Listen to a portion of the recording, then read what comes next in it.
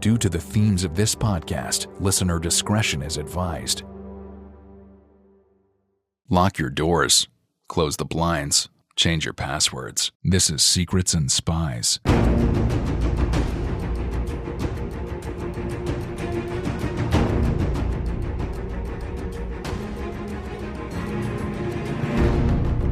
Secrets and Spies is a podcast that dives into the world of espionage, terrorism, geopolitics, and intrigue. This episode is presented by Matt Fulton and produced by Chris Carr. Hello, everyone, and welcome back to Secrets and Spies. Today, we're returning to one of the most secretive places on Earth, Area 51. But this isn't about aliens or wild conspiracies. We're focusing on the real story of what it's like to legally photograph one of America's most sensitive military sites, all from public land. My guest is Michał Rokita, photographer and field researcher with Dreamland Resort. He's traveled from Poland to Nevada 5 times now, hiking into the desert to capture long-range images of Groom Lake, better known as Area 51. We talk about how he got started, what it takes to shoot clear photos from over 20 miles away, and some of what he's seen: stealth fighters, strange landings, and even a test flight that may have been scrubbed because he was watching. It's a rare glimpse at the real Area 51 and the dedicated enthusiasts who've tracked its history from afar. Thanks for listening. Thanks for watching. Take care. The opinions expressed by guests on Secrets and Spies do not necessarily represent those of the producers and sponsors of this podcast.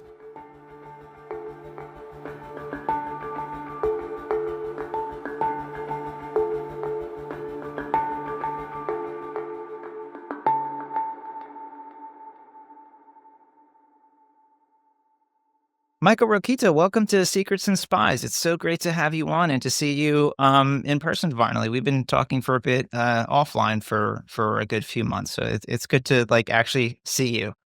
Yeah, it's good to see you as well, Matt. Thank you for your contribution and thank you for an invitation. Sure, yeah, of course. Yeah, I'm definitely interested.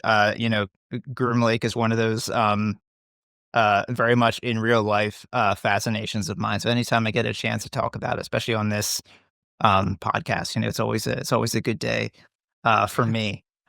So before we sort of get into it a bit, tell listeners a bit about yourself, where you're from, and how you got into spotting classified aircraft, how you got interested in Groom Lake. It's quite a long story, to be honest. I will start from the beginning because, the history just writes himself. But I would say I just started to learning about the Groom Lake or all black projects environment, I would say, back in 2012. It was back then when my father just told me about something like the place that is very isolated. It's very located, very outside of the public or big cities. It was like me listening the story with very, very impressive face. And I would say I was amazed because of that. And after the short introduction of him, and he told me that it's about the Area 51, which was the nickname that I didn't hear back then, never before. It was the first time he told me about it. And after that, I began searching the internet to get to some more information, some more recent information. And I got to know that this is the place that US Air Force is just doing their practices, their trainings, they're testing the new hardware, new system avionics, and new aircraft there. And this is how it started to me because although I know from the beginning that probably the gray aliens that are in a pop culture aren't among us, to be honest. Yes, I don't believe in such stuff, and I have never been believe in such stuff. I knew that there must be something special in that place that needs to be hidden, and it's quite commonly corresponds to the national security, which is a very important factor for everyone. So I got to know, as far as I remember, that I started to research on my own the pop culture of the place, the discussion forums, so from the side of the media. And after that, there was a dream of mine that I would like to visit the place in real life, just for myself. And yeah, I know that it could be kind of tricky thing to do back then, because back then I was like 15 or 14 years old, or even at 12 maybe. And I knew it's impossible at the time to visit the United States without an adult person that could travel with me. So I knew that I had to wait several years, at least several years, to be able to go for my own trip. And finally enough, it suffered in 2022 when I first visited the Nevada Test and Training Range. It was back in the October, so late in the year, but the weather was pretty fine and it was very smooth for me. I got some good adventures on these odd trips, let alone visiting the bases or observing the base itself. But yeah, there is a plenty of stuff to do apart from it, and there is some kind of luck that you may have when visiting the places, or you may not have Mhm. when visiting the places. But it's quite entertaining, especially for me as an European person who is based mainly in Poland. Poland is my home country. I'm living here and I'm working here, and I work in commercial aviation. So the subject of aircraft, of aviation, was always close to me. I was always growing in this environment that was surrounding the aircraft, maybe not specifically the military aircraft, but civilian sort of aviation. And because of that, I started to learn about military aviation as well. And yeah, because of the Area 51 or Groom Lake is a core subject of this subject, I just had to just improve or deep my deepest knowledge about it. I had Peter Merlin on last year to talk about his massive book, and I'll mention that a bit more at the end. That his book. But in the intro to that, I sort of felt like I had to sort of off the bat say, "Yeah, we're going to talk about Area 51, like that might be in the title, but sorry, folks, don't get disappointed. Like this isn't about aliens." So you're very much part of that same um school of research, I guess, interest in Groom Lake. You're a field researcher and a photographer for Dreamland Resort. So I wonder if before we get into your trips, you could tell us a bit that like the more kind of serious aerospace archaeology or like historical research side of Groom Lake that Dreamland Resort has done and Yorgarnu, who runs the site, has done for many, many years. And that kind of legacy of like the Dreamland Interceptors and, because you're following in a long line of Mm. folks who have gone out into the desert and tried to get a peek at this place. Yes, of course. The Dreamland Interceptors, I would say vaguely, Groom Lake Interceptors, but the main name was like Dreamland Interceptors, as you mentioned, was a group of people who were just very interested to enhance or to get some kind of knowledge or additional information about what is going up there in that lone desert, a wide, wide west. And it began all around 92. Hmm. And yeah, it was like a group of several guys who were just spotting out at the desert. They were just meeting with each other over there, and they were sitting on the very distant places from their viewpoints to see what is going on there at the bases. It was like camping. It was like making a trekking trips. And there was a lot of fun over there. There was a lot of entertainment. But yeah, this was just a group of several people, and the numbers started growing in time. I would say the original interceptors who were just started the subject, or started to improve the ability of just common knowledge people or outside people uh, to learn about it were for sure Peter Merlin, which is the Shadow Hawk, of course, the nickname, and there were some other people who unfortunately are not among us still. But yeah, they were the core investigators. They were the core people that they were just starting to improve their knowledge about the subject and just came with it to the pop culture, to the media, and since then, since 92, the subject of Area 51 or Groom Lake was started growing in the media. The television were started doing the documentaries like the Discovery or some other stations. And there were also some magazines, some monthly magazines like Aviation Week and Space Technology, who were starting to produce or implement their own articles or their own sites about it. And it all lasted like 10 or 12 years up to the early 20s when the group just disappeared. Just disappeared. Probably they moved to some other subjects in their lives, and mainly because some of them probably found the answers to their questions. They were satisfied with it, so they just moved to some other subjects.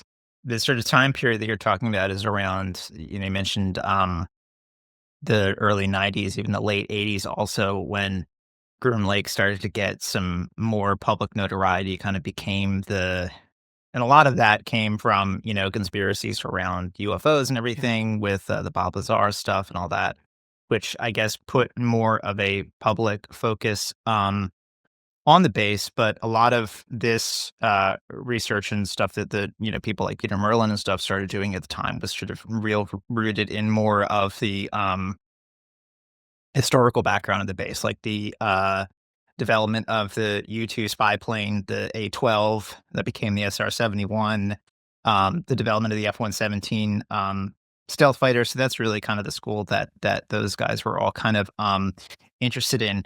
But so at the time in the 90s, the early 90s, when this started in the late 80s and everything, you could get much closer to the base then than you could now. Yeah, that's of course true. As you're saying, this was the time when the public restrictions weren't so tight as today, so you could get to the base in barely like 12 or 30 miles, which was a half of the distance that you can get there today. There were two main viewpoints that the original interceptors used to visit. This was the Freedom Ridge and this was Whitesides. It was just on the right side from Groom Lake. So basically, it was the same perspective as you can get today, but the distance was much, much closer. And yeah, the access points to that places were much easier than this is today because the road leading to Tikaboo, the Badger Wally Road, is in road condition, I would say. It's not in a as bad condition as it was like 2022 when I visited for the first time. But yeah, these two view sides, I would say, which were the original ones, were much more affordable for anyone to get to. Now, if you are not in a good shape or decent shape, it's very difficult thing to get to the top of the Tikaboo because of the loose stones or loose rocks that are just waiting you to skidding you back to the foot of the peak. And just because of that, I guess is one of the problems or issues why these spots are not so commonly visited today, which is a big shame to be honest, because that is such a lovely place to visit. Yeah. So Freedom Ridge and Whitesides were parts of public land, right? Managed under the Bureau of Land Management. They had a very clear, unobstructed view of Groom Lake. Around the same time frame that you were talking about, the Air Force took that land, and now the last accessible piece of public land where you can view a good fraction of the base, not all of it, but is up on Tikaboo Peak. This mountain is about 20 some odd miles away. Still publicly accessible, quite difficult to get up to. So I was wondering if you could just sort of tell us a bit, you're coming from Poland, of course. Yeah. Your first trip over there was in 2022. I was wondering if you could just walk us through what kind of what preparation goes into a trip, maybe what you kind of learned over your different trips up there since going for the first time. Walk us through what it's like getting up there. Yeah, the most demanding thing to start with, I would say, is to you need to know the dangers or the dangerous things that you may met at the place in advance. that means that you need to prepare or follow the instructions to prepare yourself in a good way, because without this you are unable to even spend there 2 days. To be honest, when I started to learning of how to do the trip list properly, I just shoot an email to some of the main characters that I knew were visiting the place and asked them very common, very simple question of how to spend their day. And it was like me teaching everything from the start or from the beginning to the end, which would be the expression to meet at the place with these standards that those people were taught to me. And it was undoubtedly something difficult, as I remember I thought it's like, well, I'm from European, so we have the mountain climate around here. So it's very common for me, especially as I'm living next to the Tatra Mountains in Poland, in Krakow. So I'm somewhat closely to the mountain ranges, which are treated here as a very rough ones. And I would say these mountains that we have in Europe, when in comparison to the mountains ranges that are United States, are quite different. Yeah. The most different thing is the type of the surface that is surrounding you.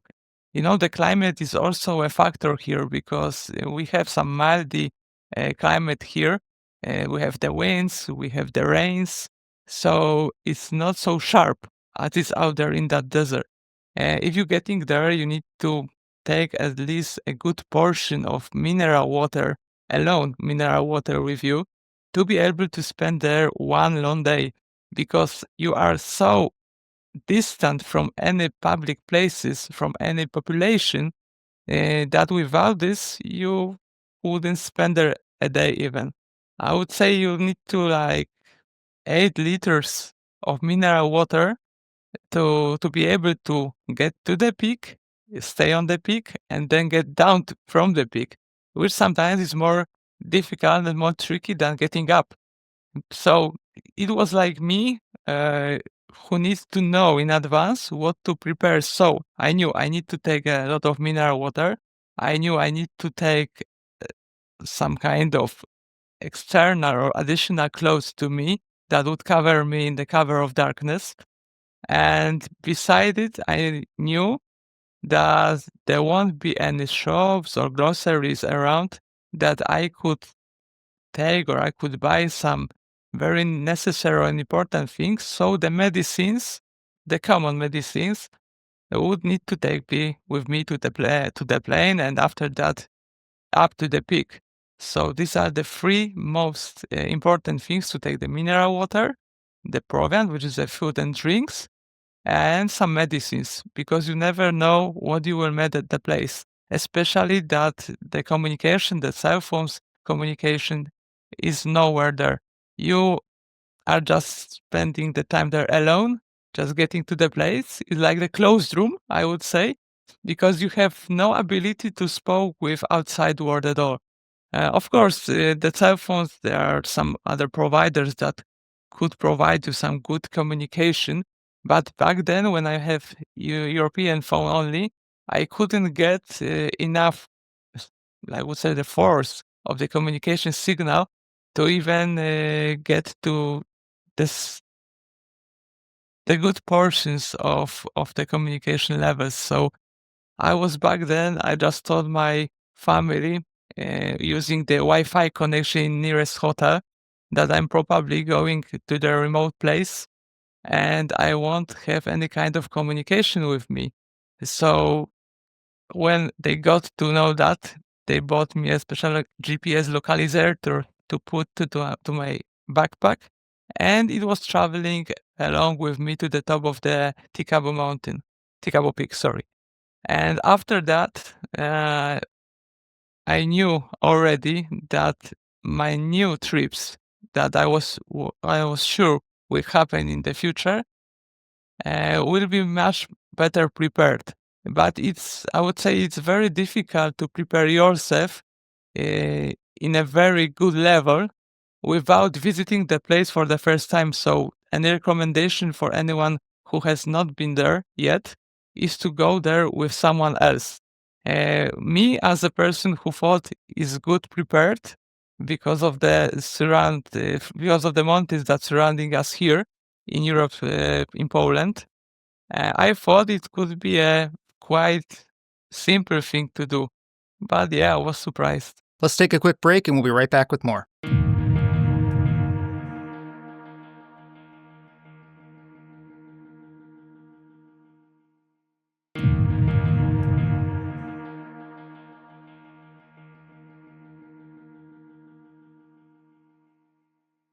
Yeah, so you're a photographer, and some of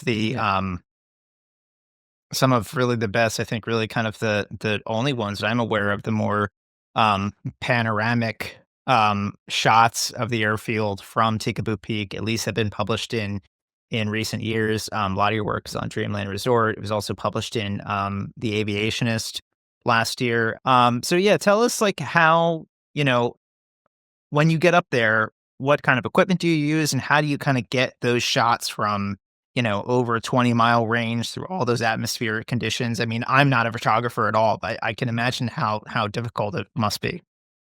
To be honest, the trick is in the detail, but you need to have the long lens camera with you, which is some kind of newest hardware. My camera is like 5 or 6 year old camera, the Nikon P1000. This is what I'm using at the trips up there. And it has inbuilt long lens camera, which has the ability to focus and zoom at particular places in very good sharpness. That means that you, of course, in a post production, you need to enhance a little bit the quality. You can use the shades, you can use the levels of colors, but you need to get the decent photo in original to even start to work with it. So yeah, this camera is a Nikon, purely Nikon based camera, and I have no other additional equipments beside it that I'm using out there at the cheese. Mm. Of course, I'm not counting the tripod, which is need to be a very strong, need to be heavy one, because the camera itself is very heavy. It's very demanding for anyone to take a photo, even on some trips anywhere in the world, because this camera weighs alone like 3 or 3.5 kilogram. So it's not like taking a quick shot, quick photo, because you are just unable to get the focus, because you need to stand, you need to take it to the hand, just climb on the place and hit the camera button. So it's quite challenging sometimes, especially if I had no any experience with such equipment before. It was my first time that I used the long range camera just for the trip. And back then in 2022, at my first visit, I have just a small camera with me that I couldn't even get a good photo of hangars that are there at the base, let alone any planes that are landing or approaching the airfield. So yeah, I was quite happy with the results I achieved at my second trip back then in May 2023. It was like 7 or 8 months of spare time when I had to prepare better when it comes to multimedia. So is there a specific time of year or a time of day that you think is sort of like the opportune time that you like to get shots of the airfield? Yeah, you just need to avoid visiting the place in like December to March. And after that, from the April to late October, you are free to go. But the other months that are specifically the winter months or late autumn months may be very difficult thing to contribute to, because the winter months are very demanding when it comes to the weather.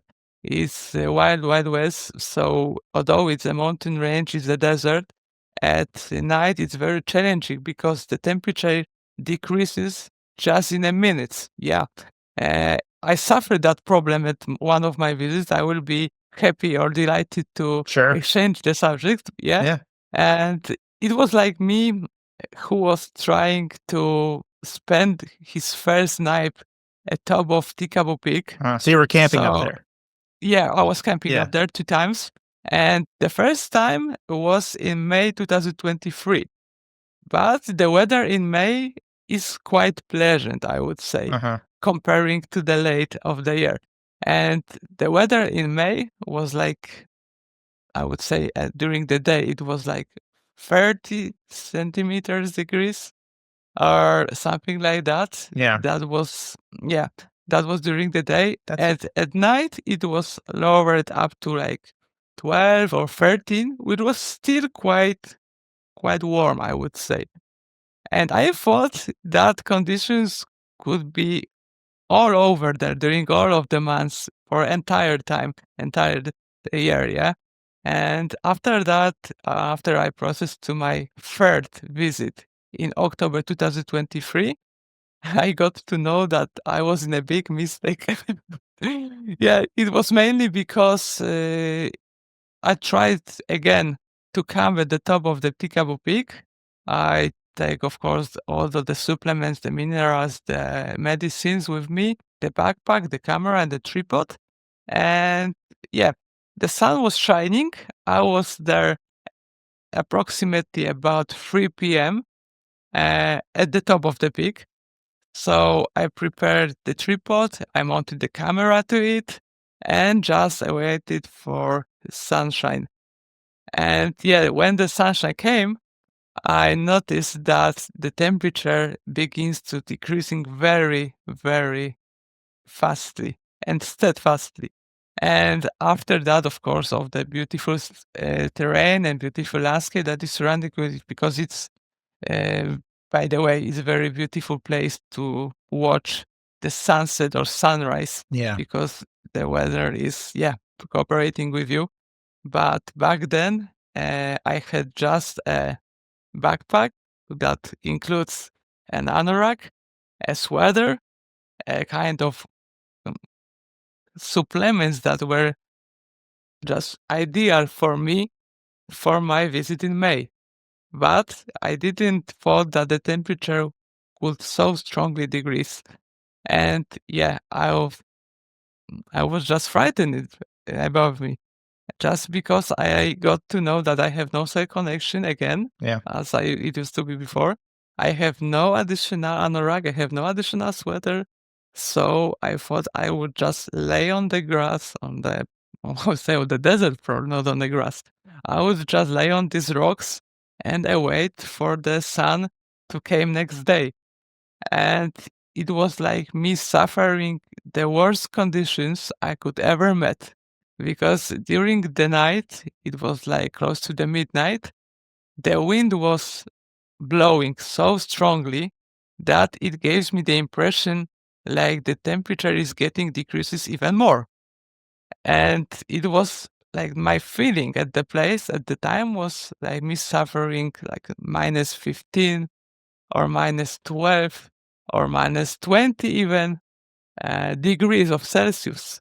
So it was quite demanding experience, but I got kind of good, I would say, trophy after the night, especially early in the morning, because it was me who just met the condition watchdog Tango, which is something that was published by me on the YouTube channel of me, and of course by Aviationist website, because it was the case when the base probably canceled their flight test of something secret, something mystery, because they didn't want me to see the platform, the plane, or some kind of a respirate hardware that was supposed to operate from the base that day. So they knew you. They knew that you were up there. Definitely, they had to know that I'm there because there is the weather station above Tikabo Peak, which has the camera there. I guess that kind of equipment maybe useful to spot some people that are visiting the place. I'm not sure about that, of course, but it's just my guess. And apart from it, they knew that I'm already there because I was able to hear the Black Hawk helicopter that was approaching me from direction of the base, and it circled above me, just stayed for something like 12 or 30 seconds, like observing me. Mhm.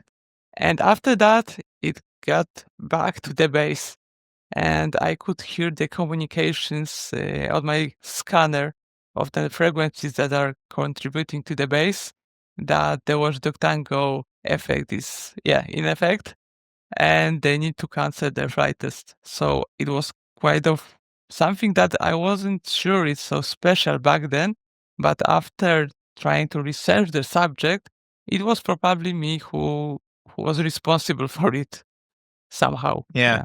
So you've I guess this is a good segue into this. I mean, you've done 4 trips out to Nevada now, is that correct? Is it 4? Yeah, it was 5 trips Okay. already. Okay. Yeah, Okay. 5 So trips. you're up to 5 now. So you've gone to Tikaboo Peak a few times to look at Groom Lake. You've also gone to I know of Tonopah Test Range, which is at the northern end of the Nevada Test and Training Range. It's sort of Groom Lake's sister airfield. Still quite secretive, not as secretive as Groom Lake though. What have you seen anything interesting on these trips? Spotted anything? Yeah. Besides the very common things, I would say common because it's uncommon for public, but common for Groom Lake viewers or watchers like me. These are Janet flights that are very common there, yes, because they had the schedule. They know when they just taking off from the Las Vegas McCarran airport. Yeah. So you can know in advance that probably this is what is approaching the base. But apart from that, apart from these common jets that are very distinctive because it's the white 737 Right. Those are with the those are like the contractor shuttle That's flights control. that come from Las Vegas multiple times a day back and forth to Groom Lake and Tonopah. Yeah, that's Yeah. correct. And apart from them, of course, I was very delighted, very happy to see F-117 for the first time in action. It was back then at the Brian Butte Mhm. viewpoint, which is the viewpoint of Tonopah Test Range. It was back then in the October 2023. The visibility was very great back then. Back in the day, it was like very clear sky, very clear conditions, so I could focus on the airplanes and got the good quality shots very easily. There was no special preparing for it. It was like me just hearing on the scanner that knights are getting out of their hangars, and soon I got to see them just rolling on the tarmac, preparing for operations. I could see them rolling out of the hangars through the taxiways up to the runway, and after that they were gone. Yeah. Yeah, it was one of these special planes, I would say, very distinctive planes that are the history on its own. And it was the first time that I was able to see the Nighthawk in action. I was able to repeat it 2 times more after that in my upcoming trips. But beside it, when we're speaking about the 13 aircraft types, I was able to see the heavy or cargo aircrafts at Tonopah Desert as well, which happened just lately as last year.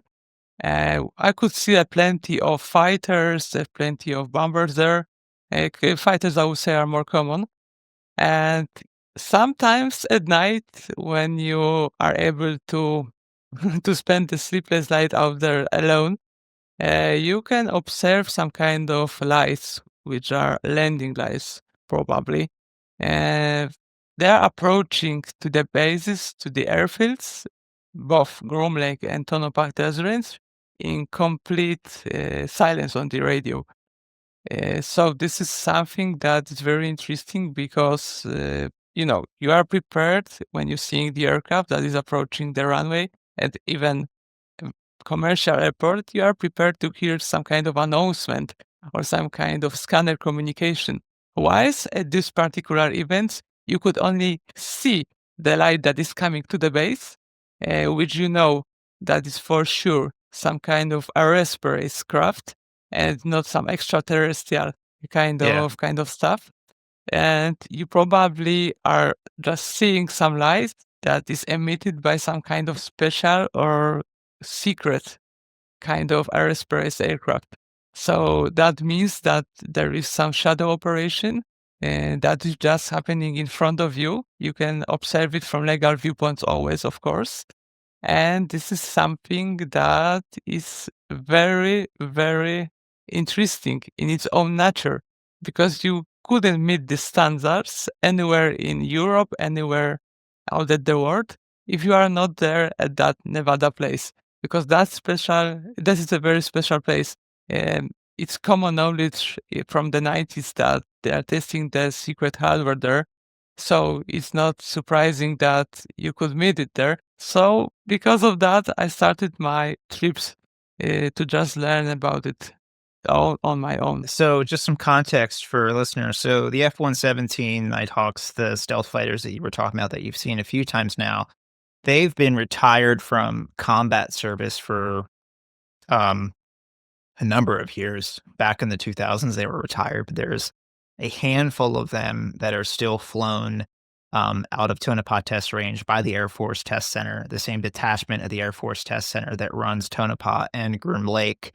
Um, uh, we believe they're run as aggressor fighters to help train pilots that are working out of Nellis Air Force Base, much closer to Vegas, as uh, you would fly them against the F-117 so that they can train what it's like to fight, say, a Chinese stealth fighter or evade a Chinese stealth cruise missile, right? That's sort of the mission set that those F-117s would have. If there's another more classified angle to their mission, we don't know about it, but that's why we believe the F-117s are still flying. Yeah, that's correct. They probably are just trainers for some other aerospace or hardware systems that are just going to be introduced in the nearest future. But yeah, it's very fun to see them to present day, especially knowing that their retirement was back then in 2008. So it's quite like 18 years old. Yeah. 18 years from now, quite long time. Yeah. So you and I got talking last spring. It was shortly after I had interviewed Peter Merlin on here, but you had one of your trips to Tonopah Test Range. You got a picture of, and you can tell the story in a bit if you would like, but you got a picture of you were capturing like a big panorama of Tonopah Test Range, and in that shot, close to one of the hangars, there was we still don't quite know what it was, but there was something there that looked somewhat sort of aircraft shaped, and I'm so in I've told you this in my own research for my novels and stuff that I'm working on, there is um a Area 51 and Tonopah will be featured to an extent, and there's a facet of the plot, not to give too much away, that does involve a hypothetical classified aircraft of one that has been rumored to exist for a long time now. So that's where I got talking to you sort of around this interest of mine for the novel. But I was wondering if you could say a bit more about that sort of instance and the yeah, we'll start with there. If you could just tell us a bit more about that kind of instance of, maybe you Uh, caught something on the flight line there. Yeah, so it was back on my new view spot that I visited for the first time. I always trying to prepare to my trips by looking for some spots that could be closer to the bases or just to be a different ones to meet with some new conditions. And I was able to locate some kind of view spot that could offer a good view of the Tonopah test range base. And I could see the place just from the north. So it was completely different perspective than looking at it from the right side, Mhm. like it was on the Brindlebush Butte. And of course, I got there by car, and I was just camping there for 2 days and one night. And it happened, the event that you are just describing, or the situation that you're just describing, is what I happened to see after the night.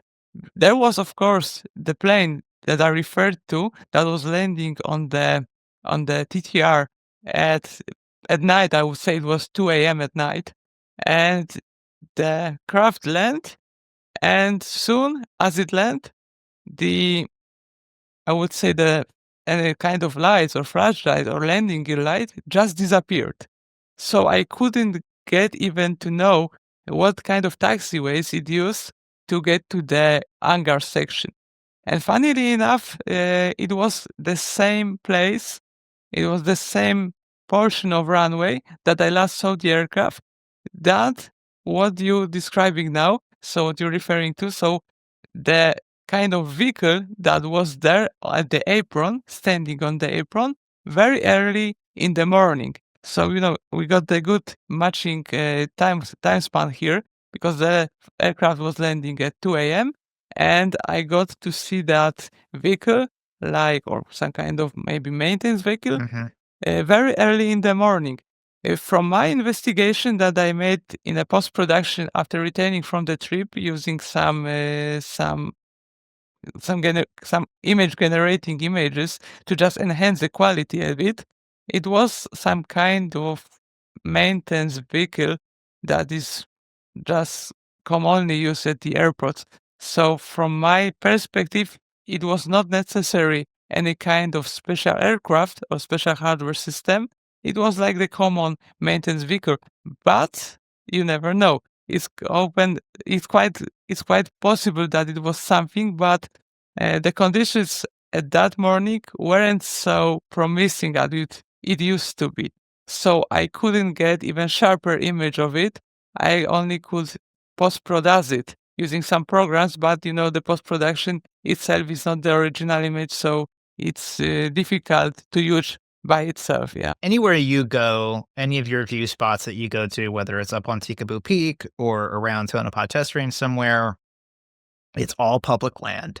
It's not within the course. restricted sort of areas of the range. You're not flying drones around. You're not sort of running up to the gate and kind of harassing the security force and putting videos of that on YouTube or anything. You're very much like you're just getting sort of these panoramic professional shots of the airfield from miles away from public land, right?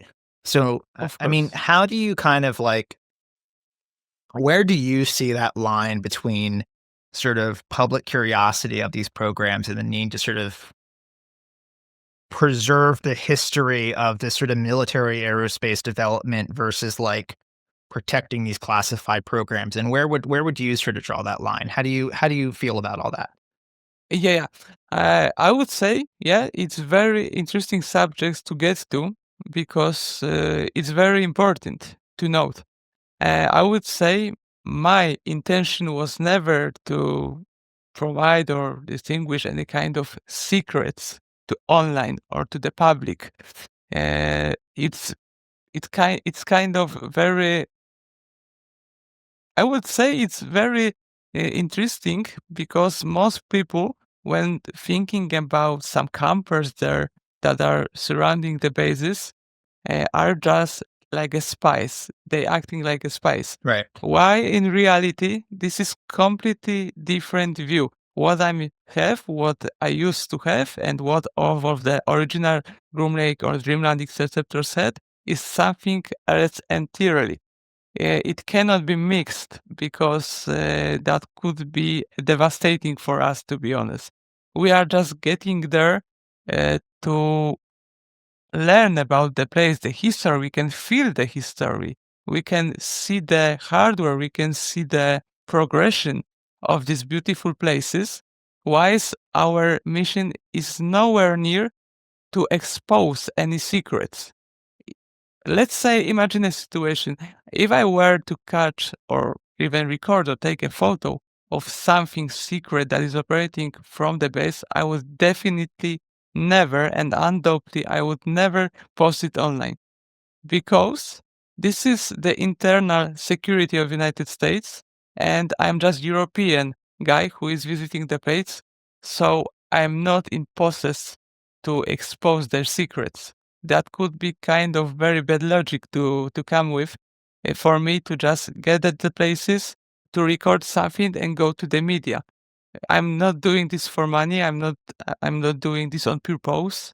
I'm just there doing to satisfy my curiosity, my hobby, Yeah. but in a good sense of it. To not harass, to not do any wrong decisions, to any unpleasant situations to happen.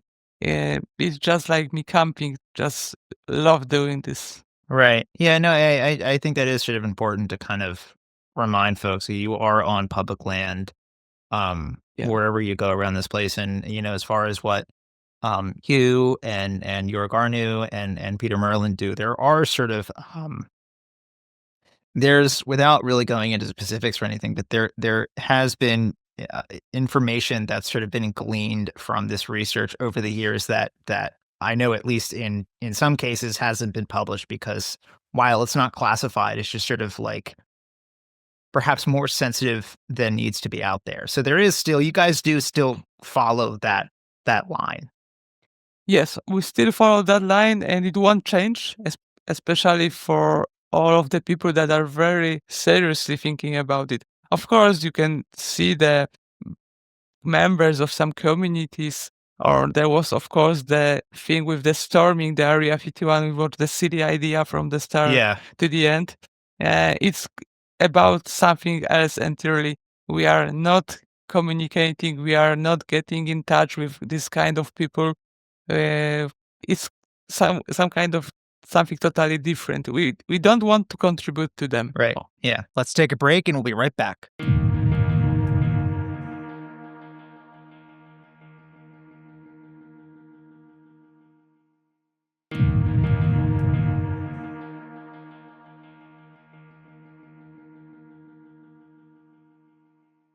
I mentioned earlier the kind of the legacy of the Dream Lake of the Dreamland interceptors, and the work that I mean there was sort of a much larger community of people that were doing this 30 years ago. I wonder if there's anything you wanted to say about you and Jorg and Peter and whoever else is on the DLR forum of the importance of kind of bringing that sort of legacy of research and just kind of enthusiasm about um, Groom Lake and preserving what we Yeah, can in an unclassified sense, the extent of the work that has been done there over the years. I wonder if you could talk more about that a bit.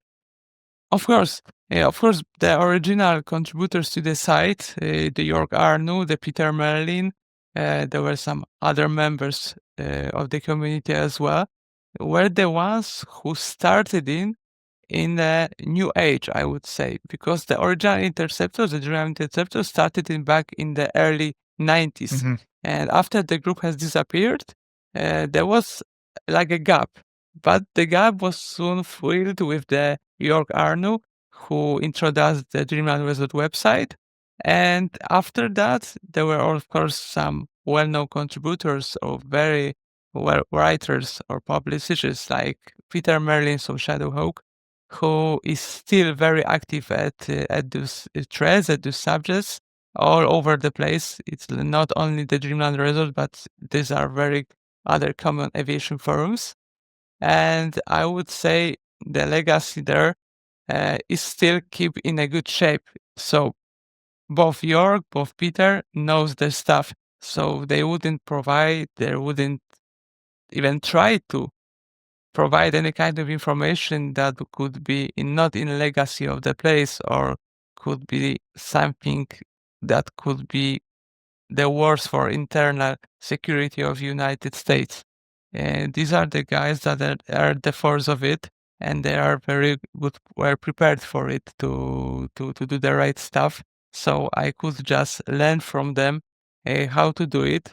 And I was never the one who wanted to expose any secrets, as said. And those people were never the ones who were trying to expose it as well, especially the main characters that we're speaking here, which is York Arden and Peter Merlin.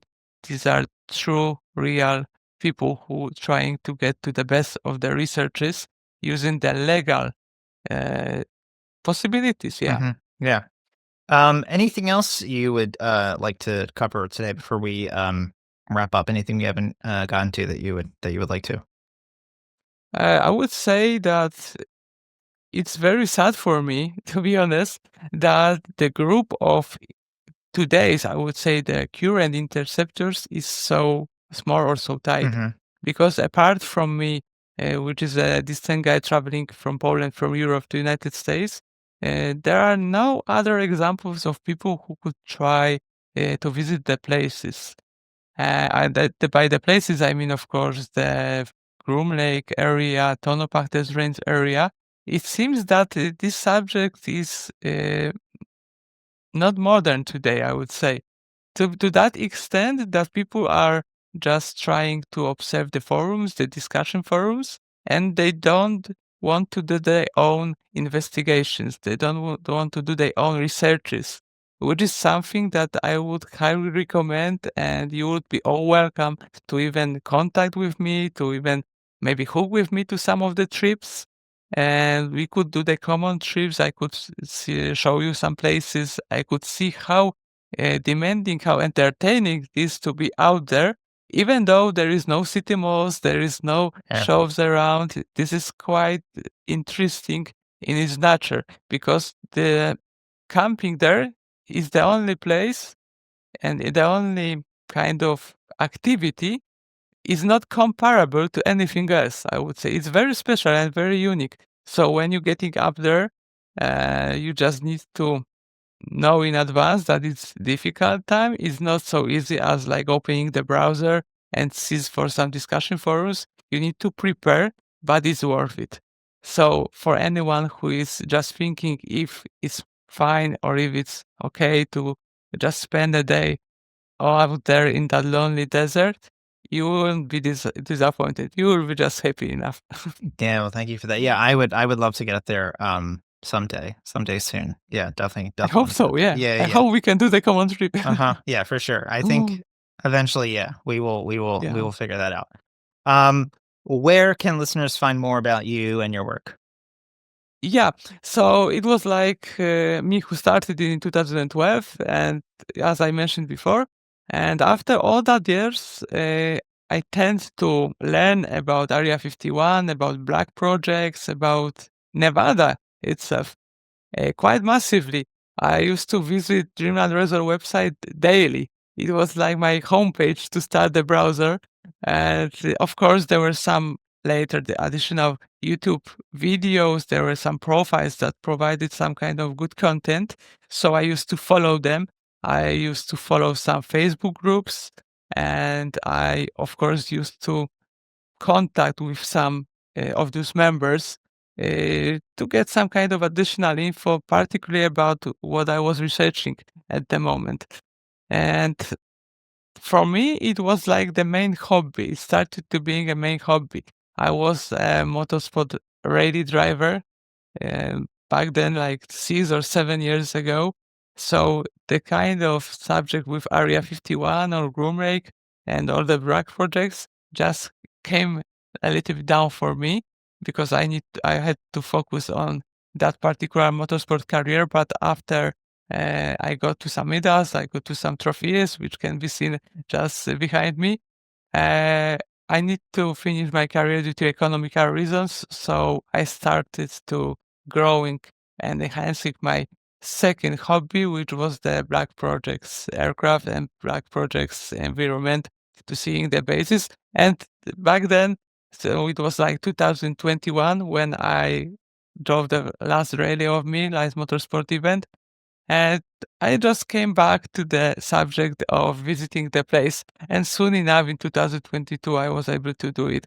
But I would say when you're visiting the places, uh, it's not only about visiting the airfields, the bases. It's about very general spectrum. I would say if you want to get the good quality photo, you need to get into the photography, you need to get into the lenses, you need to get into the settings. So your general or main knowledge increases. It's not only about the trips or trekking, it's about everything else that is somehow connected to it. So back then in 2022, I was not even good at photography. I didn't even know how to set the correct settings to good a good and sharp photography, let alone using what kind of tripod to use. Nowadays, it's quite different because I got to some kind of knowledge. I had to do my practice. And so the results are able to be seen on the Dreamland Resort website or my videos that I'm trying my best to be better from the visit to the visit. And now I have some new ideas that I want to check on my upcoming trip. I don't want to provide the exact date, Sure. but yeah, it's soon enough. Yeah. And I hope the results will get much better than it was even back on my last visit in August last. Yeah. Well, we will have in the show notes, we'll have links to your YouTube page, to Dreamland Resort, and a link to Peter's book, which is the definitive history of Area 51, just from a gajillion different declassified documents and photos and interviews that he's done. And I think that's really, those three are great starting points for anyone interested in the actual history of Area 51 that isn't ooh, aliens, but the actual real stuff. That's where to go. Cutting through all the conspiracy nonsense. Yes. This is where the real fun begins, because for me, it was always trying to get the real knowledge, to get the real information, and not the UFO stuff. No, the UFO stuff, from my perspective, is something that is to give you the good mood, is to trying to get you to the good kind of humor. But in real researches, and I would tend to describe myself as being the kind of real researcher who is trying his best as far as he can to get to the real history and not imaginable history. So that's the kind of thing that I would like to note here. Yeah. Yeah, great. Thank you for that. Great place to leave it for today.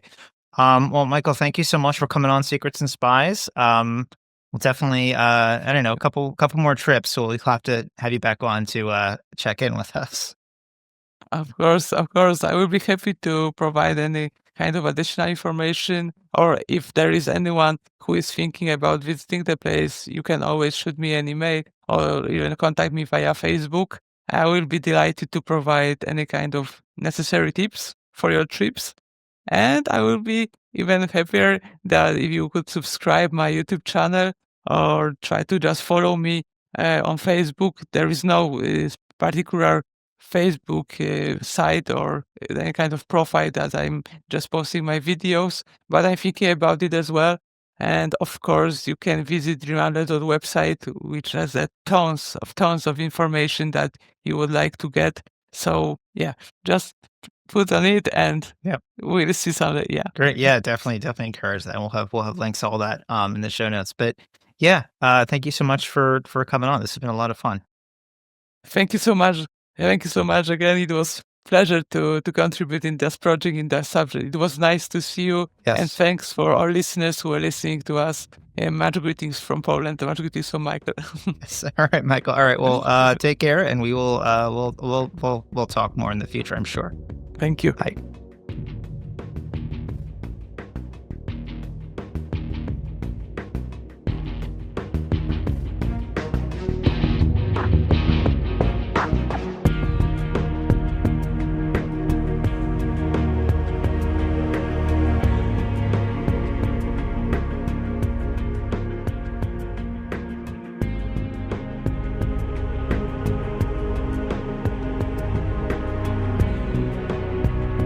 Thanks for listening. This is Secrets and Spies.